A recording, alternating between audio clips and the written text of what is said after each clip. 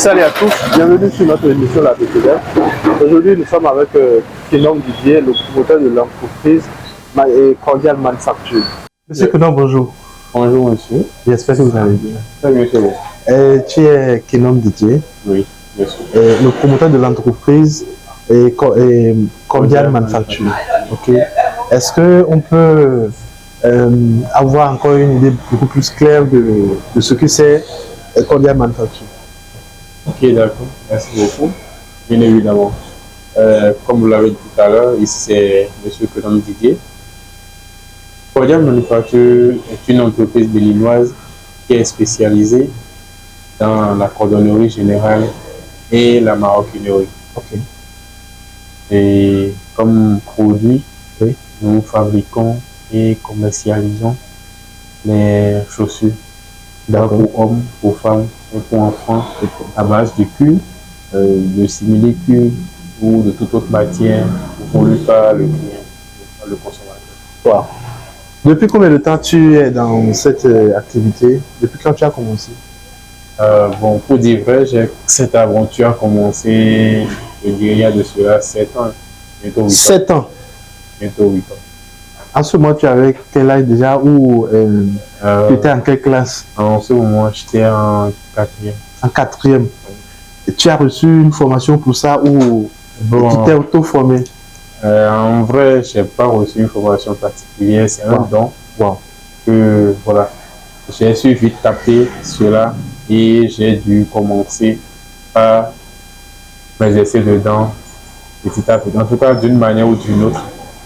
J'ai commencé par cotiser mes petits déjeuners et tout en ce moment pour pouvoir m'acquérir les matériaux qu'il faut pour faire le travail. Bon, au départ, c'était vraiment pas ça en termes de résultats et tout, mais bon, aujourd'hui, c'est quand même pas mal. Tu t'en sortais quand même? Ouais, je m'en sortais très bien. En tout cas. Donc, si je comprends bien, ça veut dire que tu prenais ton petit déjeuner, tu économisais et puis tu achètes la matière qu'il faut pour la fabrication. C'est bien ça? C'est ça. Et comment trouvaient cela les parents? Est-ce que les parents étaient d'accord ou ils n'étaient pas d'accord? Bon, je dis que j'ai eu la chance, hein, ils n'étaient pas contre. Ils n'étaient pas contre? Au contraire, ils me soutiennent et tout. Depuis la 4e? Oui, depuis la 4e. Ils n'étaient pas contre. Encore que bon. Et les enseignants, est-ce que par exemple dans ta classe, les gens savaient que tu es cordonnier? Bon, au départ, je n'avais pas trop affiché ça. C'est moi-même qui fais, quand je fais je les réalise, c'est moi-même qui les porte et tout, et ça l'arrêtait. Ah ok, toi tu portais. Oui, c'est moi-même qui portais. Vu que c'était pas encore trop, en termes de résultats, c'était pas encore trop ça, vu que c'était encore les débuts, voilà, donc c'est moi-même qui portais. Donc c'est après cela, en tout cas au fil des années, que voilà, il y a de cela 2 ans, je me suis installé officiellement. Ça veut dire que 2 ans, tu étais déjà en quelle classe? C'était en quelle classe? De cela 2 ans, c'était en 2e année d'université. En 2e année d'université. Et tu continuais toujours? Oui, je continuais toujours. Wow. C'est une passion. Et une passion, on n'abandonne pas comme ça. Mais est-ce que tes camarades, par exemple, ne prenaient pas cela mal? Comment toi, tu es étudiant et en même temps, tu es cordonnier et tout. Est-ce que cela ne te dérangeait pas ou certains camarades, en tout cas, ne se moquaient pas de toi? Bon, non. Pourquoi? Parce que j'ai eu à faire une filière I4 avec le projet. Qui est l'entrepreneuriat et la gestion des projets que j'ai eu à faire à HECM. Donc, qui parle d'entrepreneuriat, bon, on est tous d'accord que l'entrepreneuriat, tu peux te lancer dans n'importe quel domaine. Et vu que j'avais déjà sur le domaine, mais cette passion-là, c'était plus facile pour moi de m'insérer dedans.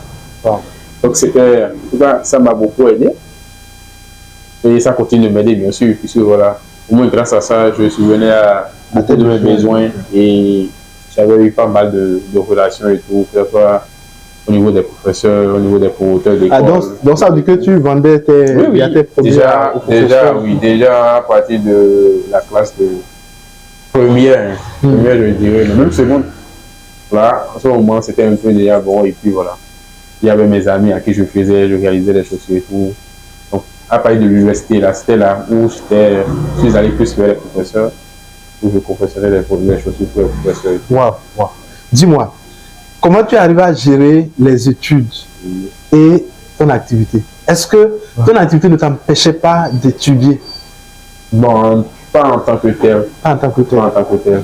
tout est une affaire d'organisation et d'organisation. Oui.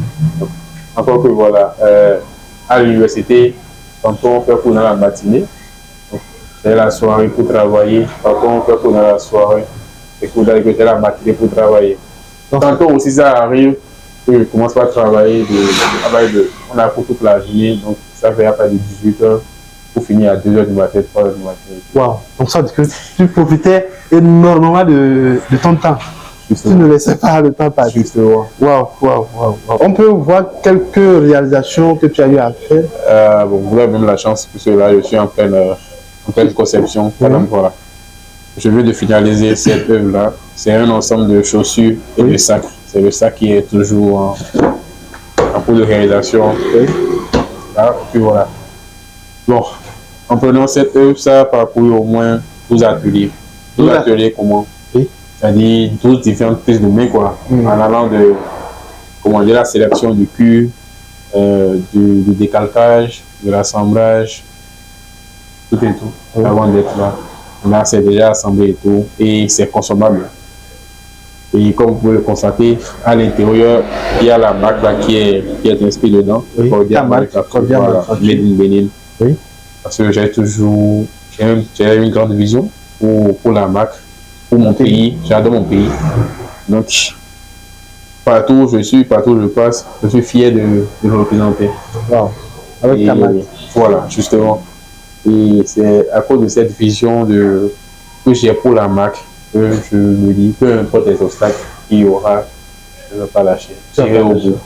Parce qu'il est temps que le Bénin soit aussi doté d'une très grande usine de cordonnerie et de maroquinerie. Wow. C'est important. C'est un peu difficile, mais pas impossible. Actuellement, quelle est ta cible?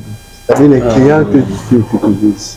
Bon, actuellement, je dirais que toute personne ayant la capacité de consommer nos œuvres, que ce soit les fonctionnaires, que ce soit les chefs d'entreprise, les chefs artisans, les étudiants, en tout cas tout type de personnes confondues, ayant la capacité de s'approprier. On va visiter d'autres choses. Il y a pas de problème. Okay.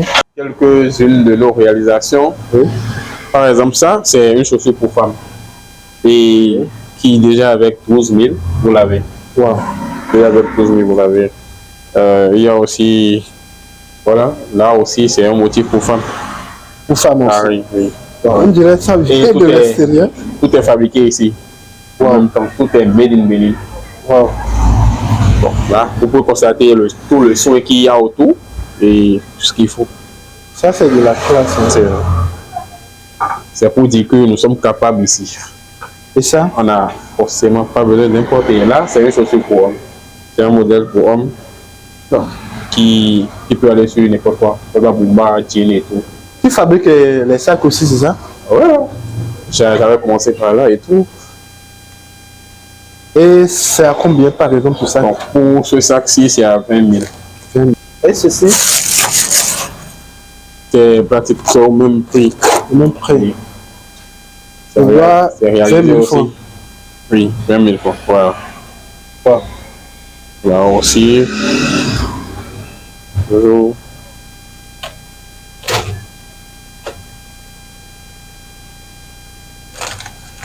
Bon, tout ça, c'est pour maintenir la forme du sac. Ok, pas que ça, du sachet. Tu vois.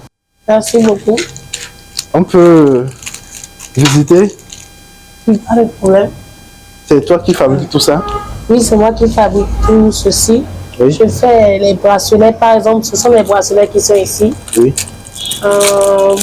Pas trop cher, ça a 1000 francs. 1000 francs, on appelle ça, oui, on appelle ça Shambhala. Shambhala. Tu es étudiante également, c'est ça? Oui, je suis étudiante. Et tu travailles avec le grand frère? Oui, je travaille avec lui. Pourquoi tu n'as pas voulu suivre seulement les études et tu as associé cette activité à tes études? Bon, ça là d'abord, c'est une passion également pour moi. Oui. Parce que étudier simplement, ça ne suffit pas. Il faut encore ajouter quelque chose d'autre. Donc, comme je connaissais déjà comment manipuler ceci, je me suis dit, pourquoi ne pas fabriquer des bracelets, des porte-clés, pour ajouter ça encore un de plus pour mes avec tes études. Waouh, waouh, waouh. Et ça, franchement, c'est tout beau. Merci beaucoup. Par exemple, ceci, ça maintenant, un homme peut porter, une femme peut porter. Et ça? Ceci, c'est seulement les femmes. Seulement les femmes. Ceci aussi, un homme peut porter. Et tu commercialises ça où? Commercialisation. Oh. Et ici? Ici? Oui. Wow. Donc, les amis, on n'a pas forcément besoin de suivre seulement les études. On peut aussi associer quelque chose avec les études pour pouvoir quand même s'en sortir. Ceux qui pensent qu'il faut beaucoup de moyens pour pouvoir commencer une activité, on n'a pas forcément besoin de beaucoup d'argent pour commencer quelque chose. Il suffit juste d'avoir la passion, pour être passionné et le tout est joué. Monsieur Didier, avec combien tu as pu commencer comme ça à peu près? C'est-à-dire quand tu as voulu commencer là, tu as eu besoin de combien à peu près pour pouvoir commencer? Je dirais le niveau auquel je suis aujourd'hui, ça a beaucoup exigé de moi, oui, financièrement. Mais tout au début, je n'avais pas besoin de grandes choses. Déjà avec les 5 000, en tout cas quand je cotisais mes petits déjeuners, déjà avec 5 000, maximum 10 000. Tu pouvais acheter déjà, voilà, oui, acheter quelques matériaux pour pouvoir commencer. Et au fil du temps, voilà. Ça grandit un peu. Jusqu'à ce que voilà, la petite entreprise pour le moment soit installée. Ça a exigé un peu de moi. En état étudiant? En état étudiant, oui. Wow. J'ai installé l'entreprise et tout. Et ça fait son chemin. Est-ce qu'aujourd'hui tu connais l'un de tes camarades qui ont soutenu au même moment que toi et aujourd'hui n'ont pas quelque chose qu'ils font? C'est-à-dire qu'ils sont au chômage? Oui, il y en a pas mal. Il y en a pas mal. Alors s'ils avaient su faire comme toi, peut-être certainement pas. Tu embauches à peu près combien de personnes ici? Combien de personnes travaillent avec toi? Bon, pour le moment, administrativement parler, on est au nombre de 5. C'est déjà félicité. Si par exemple d'autres personnes font comme ça, 5, je crois que ça va réduire beaucoup de taux de chômage. Ouais. Maintenant, quel message tu as? Je dirais, chers frères, c'est sûr, seules les études ne suivent pas de nos jours. Parce que quoi, plus on grandit, plus on a des objectifs à nourrir, des rêves à nourrir. Et aussi, n'attendons pas d'avoir de grands moyens. On peut commencer avec ce qu'on a. Autant pour moi. L'important, c'est d'être passionné, d'être déterminé à faire la chose réellement. Et résilient. Et vraiment être résilient, c'est important. Parce que sans la résilience, quand vous allez rencontrer 1, 2, 3 obstacles, vous allez abandonner. Alors que l'entrepreneuriat, c'est pas comme ça. C'est pas du tout comme ça. Il faut être vraiment persévérant. Parce que ça peut arriver, ça peut être sur 5 ans, 10 ans, même 15 ans, voire 15 ans. Avant de voir la réussite. Voilà, avant de voir la réussite. Si c'est que vous devez consommer la réussite. Et maintenant, vous allez flopper. Waouh, ça c'est super. Merci beaucoup. J'espère que ça va motiver en tout cas d'autres à faire comme toi. Est-ce que tu donnes des formations? Oui, tu donnes des formations. Oui. Voilà. Donc s'il y a certains qui ont la passion aussi pour la cordonnerie et la maroquinerie, voilà, vous pouvez nous contacter et apprendre à avoir aussi la compétence pour ça. Merci beaucoup.